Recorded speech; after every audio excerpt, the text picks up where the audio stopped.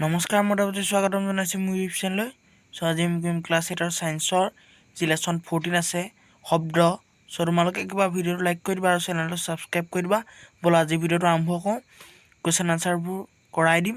তোমালোকে ভিডিঅ'টো শেষলৈকে চাই দিবা আৰু কমেণ্ট এটা কৰি দিবা কৰিলোঁ বুলি প্ৰশ্ন উত্তৰবোৰ দেই। ওপৰত দিছে অনুশীলনী 1 নম্বৰ প্ৰশ্ন দিছে শুদ্ধ উত্তৰটো বাছি উলিওৱা। তোমালোকক কি কৈছে শুদ্ধ উত্তৰটো বাছি উলিয়াবলৈ কৈছে। তাৰপিছত দিছে শব্দ সঞ্চাৰিত হ'ব পৰা মাধ্যম হৈছে এ একমাত্ৰ গেছ, বি গোটা পদাৰ্থ মাত্ৰ, চি একমাত্ৰ জুলীয়া পদাৰ্থ, ডি গোটা জুলীয়া আৰু গেছীয় পদাৰ্থ। ইয়াৰ উত্তৰ হ'ব ডি গোটা জুলীয়া আৰু গেছীয় পদাৰ্থ। 2 নম্বৰ দিছে কাৰ মাত কম কম্পনাংকৰ হ'ব। অপশ্যন দিছে এ কেঁচুৱা ছোৱালী, বি কেঁচুৱা ল'ৰা, চি পুৰুষ আৰু ডি মহিলা। তাৰপিছত উত্তৰ হ'ব চি পুৰুষ। 3 নম্বৰ দিছে তলৰ শুদ্ধ উক্তিসমূহত সু আৰু ভুল উক্তিসমূহত অ লিখা। আমাক কি কৈছে শুদ্ধ উক্তিসমূহত সু লিখিবলৈ কৈছে আৰু অশুদ্ধ উক্তিসমূহত অ লিখিবলৈ কৈছে। 1 নম্বৰ এ দিছে বায়ুশূন্য স্থানত শব্দ সঞ্চাৰিত হ'ব নোৱাৰে। মানে বায়ু নথকা স্থানত শব্দ সঞ্চাৰিত হ'ব নোৱাৰে বুলি কৈছে। আমি উত্তৰ লিখিম যে উত্তৰ সু মানে এইটো শুদ্ধ। বি এটা কম্পমান বস্তুৰ প্ৰতি ছেকেণ্ডত হোৱা দোলনৰ সংখ্যাই ইয়াৰ পৰ্যায়কাল বোলে।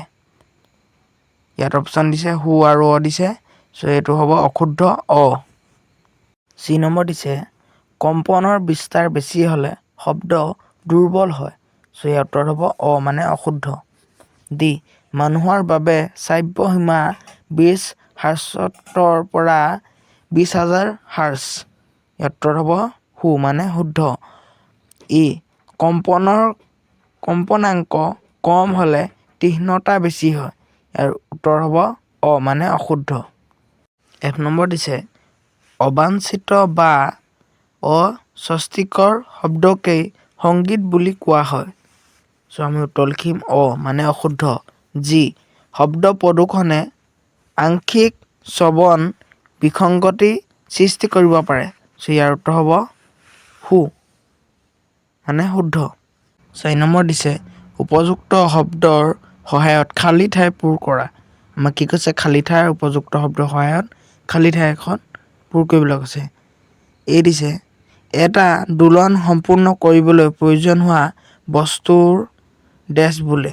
ইয়াৰ হ'ব পৰ্যায়কাল বোলে। বি কম্পনৰ ডেছ দ্বাৰা নিৰ্ণয় তীব্ৰতা নিৰ্ণয় হয়। ইয়াৰ উত্তৰ হ'ব বিস্তাৰ। চি নম্বৰ দিছে কম্পনাংকৰ একক হৈছে ডেছ। এইটো হ'ব হাৰ্টজ। উত্তৰটো হ'ব হাৰ্টজ। ডি অবাঞ্ছিত শব্দক ডেছ বোলে। সেইটো হ'ব কোলাহল। তোমালোকে যে শব্দ কোৱা বা শব্দ কোৱা দুইটা একেই হয় দেই। ই নম্বৰ দিছে কম্পনৰ ডেছ দ্বাৰা শব্দৰ তীক্ষ্ণতা নিৰূপণ হয়।